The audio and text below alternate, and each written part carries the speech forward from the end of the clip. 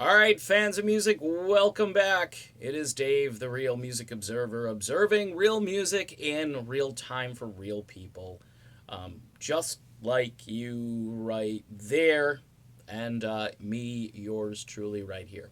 Okay, so yesterday, I spent a lot of time on the Steve Perry stuff, and, and then had fun over on Twitter talking about a phrase I used, and I'm just not going to talk about that anymore, at least for now. I may bring it up again when more music comes out, certainly when the full album comes out.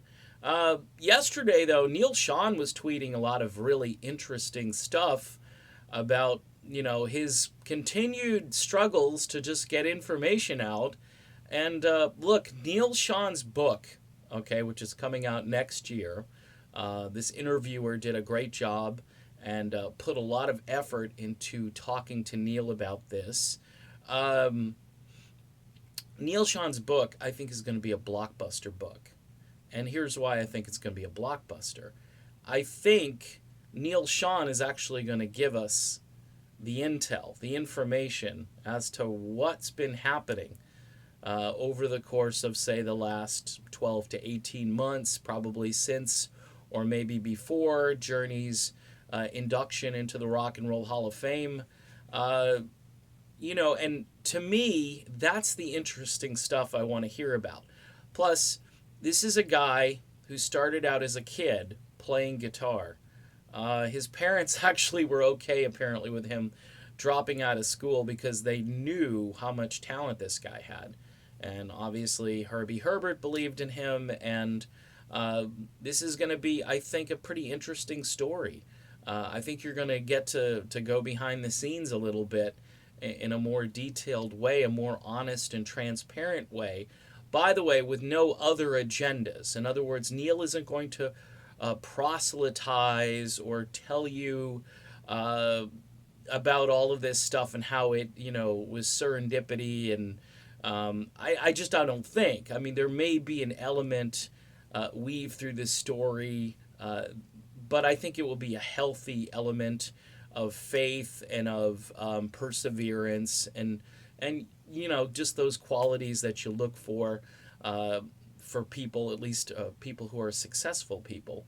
I find this to be very contrasting to what happened earlier this year, and I'm just going to leave it there.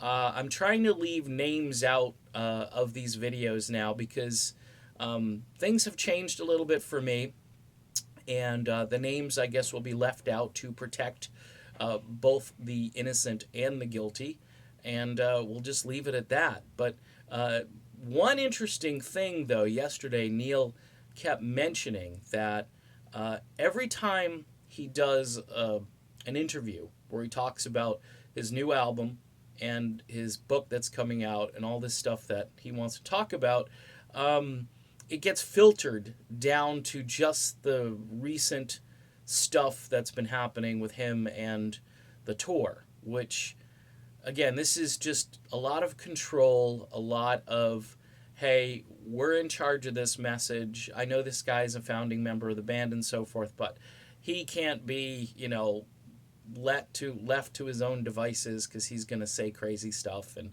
yeah, he's going to say stuff that people are interested in. And it's just funny how it gets bent or twisted or filtered. And that's really a shame because I think people are going to learn a lot about this entire situation in the months ahead. And some of it is going to be jaw dropping. So if you're a Journey fan, I would watch this carefully because I think this is going to be. It's hard for me to speculate and know some of the things I know and not say certain things, but I can tell you that it's going to be a really big deal. By this time next year, I think a lot of information is going to come out. Mark this video somewhere, bookmark it, and, at least I can say I told you so. But Neal Schon really, I think, wants to say more, but he can't right now. So that's my little video. Not really that much substance to the video, other than the fact that it seems as though Neal Schon is getting filtered, and he's being told what to say and what not to say, or he says something and then they just edit it out and so forth. And it's we'll see after the tour is over what Neal has to say. All right, done. See you soon.